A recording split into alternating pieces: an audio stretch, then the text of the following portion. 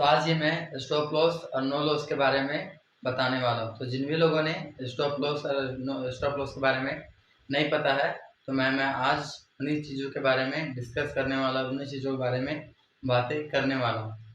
तो मैं बता दूँ कि स्टॉप लॉस हम लोग कैसे लगाना चाहिए, किससे नहीं लगाना चाहिए।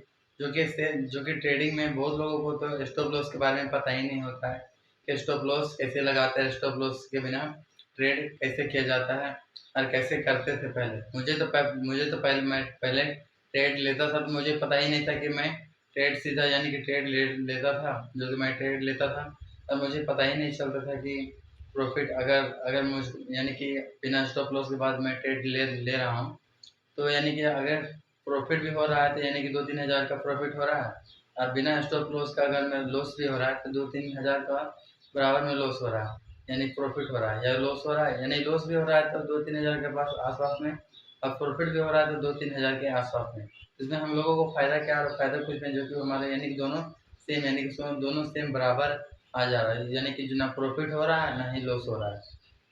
तो मैं बता दूँ स्टॉप लॉस को कैसे लगाना चाहिए और कैसे नहीं लगाना चाहिए।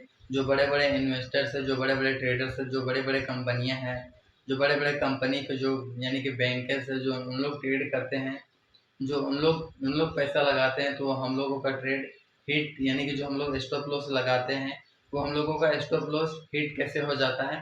तो ये सभी चीज़ों के बारे में आज बताने वाला हूँ कि हम लोगों का स्टॉप लॉस हिट हिट कैसे हो जाता है, और स्टॉप लॉस हम लोगों के पास कितना लगाना चाहिए और कितना नहीं लगाना चाहिए।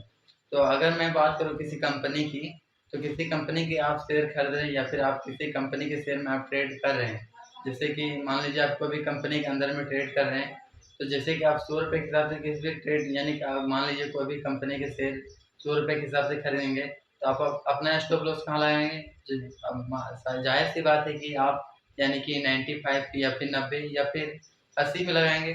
तो यही होता है, जो हम लोगों का जो माइंड है, जो बड़े-बड़े ट्रेडर्स होते हैं, जो बड़े-बड़े जो कंपनियाँ होते हैं, जो बड़े-बड़े जो बैंकिंग होते हैं, जो बैंकों में ट्रेड करते हैं, बड़े-बड़े कंपनी के शेयर्स, उन लोगों को पता होता है, बड़े-बड़े ट्रेडर्स को पता होता है, जो हज़ारों ट्रेडर्स, जो छोटे-छोटे ट्रेडर्स होते हैं, जो हज़ारों ट्रेडर होते हैं, उन लोगों को पता है, यानी कि जो बड़े-बड़े ट्रेडर हैं, जो हज़ारों ट्रेड कर रहे हैं, उन लोगों को जो बड़े ट्रेडर को पता है, वो स्टॉप लॉस अपना कहाँ रखते हैं और कहाँ रखेंगे।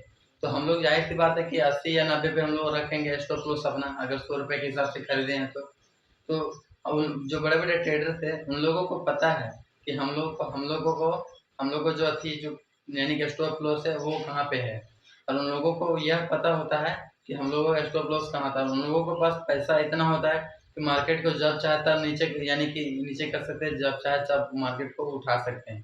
तो लोगों को पता होता है कि यानी कि इन लोगों का स्टॉप लॉस यहाँ पर है। हम लोग को कभी-कभी आप लोग कभी-कभी आप लोग भी ट्रेड करते होंगे कि आपको आप लोग को कभी ट्रेड हिट हो जाता होगा, कि जो स्टॉप लॉस है वो हिट हो जाता होगा। उसके बाद हिट होने के बाद ही आप लोगों को मार्केट ऊपर जाता होगा।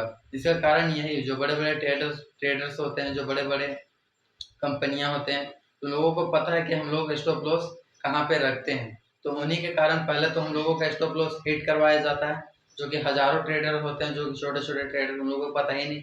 हम लोगों को पहले टारगेट जो होता है स्टॉप लॉस पहले हिट करवाया जाता है, उसके बाद फिर मार्केट ऊपर चढ़ता है। तो इसका कारण यही, जो बड़े-बड़े ट्रेडर्स होते हैं, जो बड़े-बड़े कंपनियाँ होते हैं, उन लोगों को पता है हम लोगों को ट्रेड के बारे में, कि हम लोग ट्रेड कैसे लेते हैं और कैसे नहीं। उन लोगों यानी कि जो सालों से ट्रेड कर रहे हैं, उन लोगों को पता है हम लोग ट्रेड लेते कैसे और करते कैसे हैं और स्टॉप लॉस लगाते कैसे हैं।